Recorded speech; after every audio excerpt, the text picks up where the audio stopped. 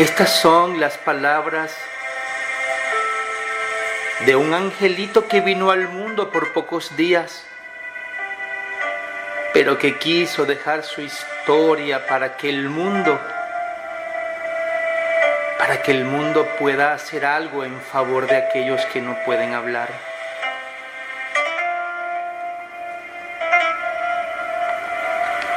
Me tocó nacer en Valencia, Venezuela, mucho antes del tiempo que estaba previsto por un problema de salud de mi mamá.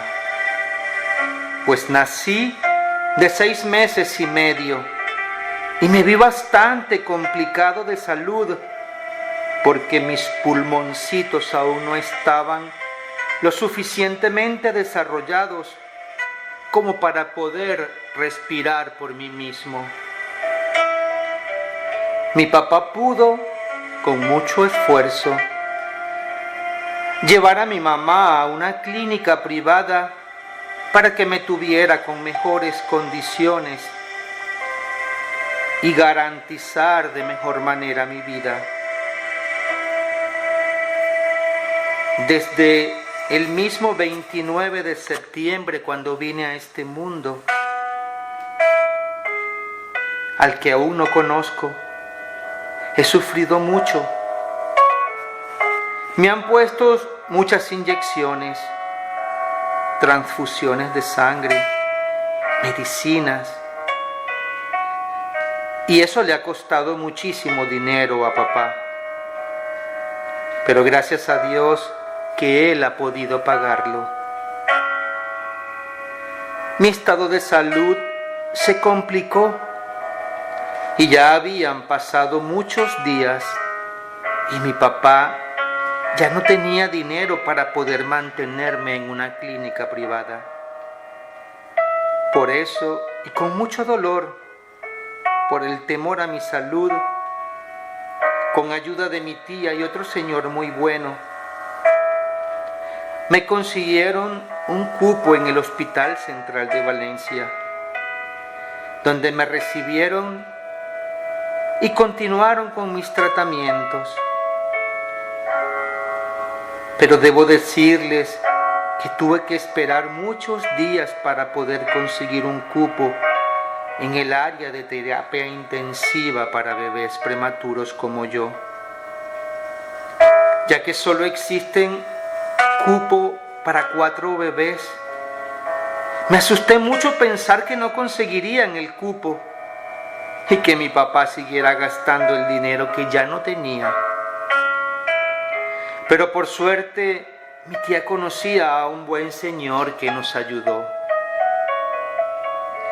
En la terapia estuve muchos días. Mi papá tenía que comprar todas las medicinas y pagar por todos los análisis que eran necesarios para poder recuperarme. Pero aún seguía muy mal. Un día mejoraba y otro día estaba muy grave. Sentía mucho susto, pero mi mami se quedaba todas las noches conmigo en una silla grande que mi tía le prestó, porque no hay lugar para ellas en el hospital. Cada día me decía mi mamá que mis tíos, primos y amigos de mis papás iban a saber de mí y los acompañaban en el gran dolor que ellos vivían de verme sufrir. Debo decirles que sufría mucho cuando veía que muchos bebés prematuros como yo llegaban al hospital, pero eran devueltos porque solo hay cupo para 4 bebés. Sentía deseos de poder hablar y pedir que nos ayudaran, porque también queremos vivir. Y me han dicho que las personas que tienen el dinero para comprar los equipos que hacen falta para que nosotros podamos estar como en el vientre de nuestras madres, no se toman en serio su trabajo. Pero yo quiero decirles que las mamás sufren mucho, lloran y sienten morirse de vernos allí sin medicinas, sin equipos médicos y viéndonos indefensos de no poder hacer nada, solo porque somos pobres. Pero sé que ustedes pueden hacer algo por nosotros y por nuestros papás. Ustedes que tienen el dinero y el poder, les pido que pongan un poquito de su corazón y se acuerden que nosotros también queremos vivir. Por favor, dennos la oportunidad, ayúdennos, hagan algo por los que no podemos hacer nada por nosotros mismos. Me dolió mucho cuando una bebé prematura como yo requería de un respirador y vi cómo se moría porque no había uno en el hospital. Sentí mucho dolor y mucho miedo. No entiendo por qué no hay los suficientes equipos para atendernos a todos. Seguí muy mal. Un buen doctor que me quiere mucho le dijo a mis papás que debía ser operado de emergencia, ya que mi pulmón no respondía. No podía respirar bien y tenía que seguir conectado a esa máquina que me mantuvo por 92 días. Yo sentía como a mi mamá se le partía el corazón cuando me veía allí adentro. Ese doctor que les digo, el cual me demostró mucho amor, consiguió a otro que era el que me operaría. Él en persona fue a buscarlo a una clínica privada y no cobró nada. También escuché que ese doctor trajo de Caracas al anestesiólogo, ya que yo estaba muy delicado de salud y muy delgadito. Además que la operación era de vida o muerte. Yo sentía que estos doctores tenían mucho miedo de operarme por temor de mi vida. Pero mi mami firmó unos papeles y entonces planearon la operación para el día 22 de diciembre. Ese día estuve muy temprano listo para la operación y con mucha fe. Yo me sentía seguro de salir bien y mi mami también. Me sentí muy feliz cuando vi que mi tío, que no vive en el país, llegó a acompañar a mis papás. Lo pude ver cuando me sacaban del quirófano. Él tuvo que ayudar a cerrar las puertas del ascensor, ya que no cierra solo porque está dañado. Y es el único que había, y yo tenía que seguir en la incubadora. Después de la operación escuché cuando ese doctor, que me quiere mucho, le dijo a mis papás que todo había sido un éxito y que yo me merecía esa operación por mi deseo de vivir, que él le daba esa oportunidad a los pacientes como yo, que queríamos vivir y ser parte de este mundo. Comencé a recuperarme. Mi mamá estaba feliz. La peor parte había pasado. En menos de una semana ya las máquinas donde estaba indicaban que el consumo de oxígeno era mínimo y que estaba todo perfecto. Que mi evolución era impresionante, que eso era un milagro. Y yo veía a mi mamá cómo se sentía feliz.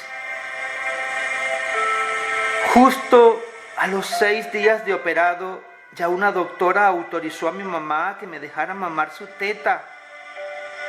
La verdad que tenía mucha hambre y mi mami estaba feliz de sentirme mucho mejor. Todos estaban súper felices y ya hacían planes de mi llegada a casa de mis papás por primera vez. Mi hermanita, mi hermanito y mis tías esperaban por ese momento de mi llegada a la casa para prepararme mi cuarto y comprarme los regalitos que no se atrevían a comprar hasta verme sano por completo. Esa misma noche del sábado 30 de diciembre del año 2006, mi mami fue a dormir a la 1 de la madrugada.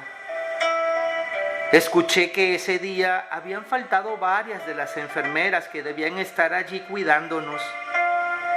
Entre ellas se peleaban porque era mucho el trabajo que tenían y que en muchas ocasiones varios doctores habían dicho que eran insuficientes y que no todas estaban debidamente preparadas profesionalmente. Pero decían que no había dinero para poner más. Y pensé que no somos realmente tan importantes para ustedes. Quizás hayan cosas más importantes que nosotros que no podemos ni siquiera hablar. Yo por un momento me sentí muy asfixiado y ellas no me atendían. La mucosidad de mis pulmones debía ser aspirada con frecuencia y ellas no estaban atentas a mi necesidad. Ninguna se acercó a mí a atenderme y yo me comenzaba a asfixiar. Yo no podía hablar y ellas no sentían el amor que mi mamá siente por mí. Yo quería que ellas me atendieran, quería que me ayudaran a seguir vivo. Mi mamá y mi papá tenían 92 días esperando por mí para irnos a casa. Pero ellas no tuvieron compasión conmigo. Mi cerebro no pudo recibir el oxígeno que necesitaba.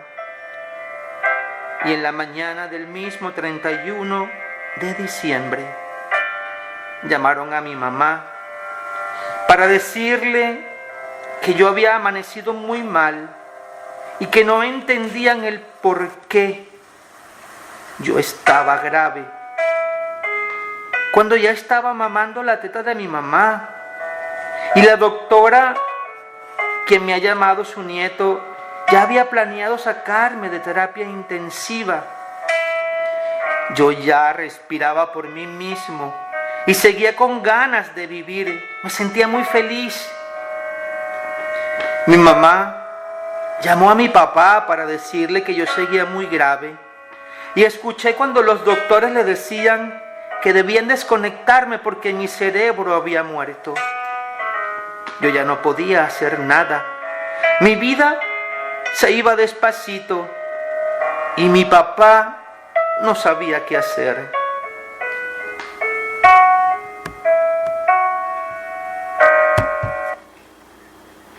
Mi mamá estaba destrozada y el dolor invadió a toda mi familia, la cual no pude conocer. Allí terminó mi vida, cuando los doctores me desconectaron de las máquinas. Debo decirles que es el 31 de diciembre más triste para mi familia. Seguro estoy que ustedes podrían entenderme si perdieran un hijo de esta manera y justo un día tan especial para las familias venezolanas y para muchas como lo es el 31 de diciembre. Mi familia no encontraba consuelo alguno y mis papás querían creer que todo era una pesadilla, pero yo ya había partido. Le pedí a mi tío que escribiera esta carta para que ustedes hagan algo por los otros niños que aún siguen con vida, especialmente mi amiguita María Ángel, que seguro estoy me ha de estar extrañando mucho, y por los muchos que vendrán al hospital a buscar ayuda de todos ustedes, que tienen el dinero y el poder para ayudarnos de corazón y permitirnos conocer el mundo de la misma manera que ustedes lo hicieron. Yo no quiero que mi partida tan temprana quede en vano dejando a mi madre y a mi padre con el deseo de abrazarme y de tenerme en casa junto a mis otros 2 hermanitos. Ustedes deben investigar lo que ocurrió conmigo y les pido en nombre de los niños y de sus hijos que tanto aman, que sean sensibles ante el dolor de mi familia y las tantas que pasan por situaciones similares, y puedan leer esta carta, escuchar este mensaje que aún sin poder escribir, dejó al mundo para que haya justicia y respeto por la vida. Yo aquí, en casa de Dios,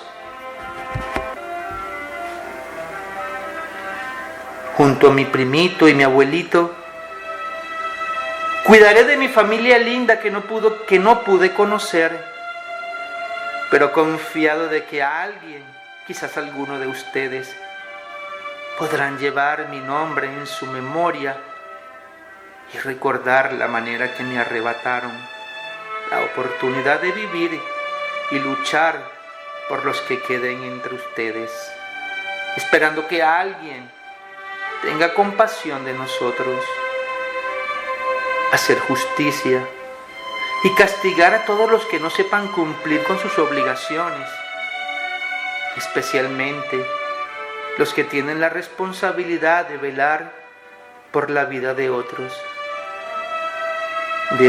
tanto, especialmente los niños como yo. Los recordaré siempre. Hasta pronto.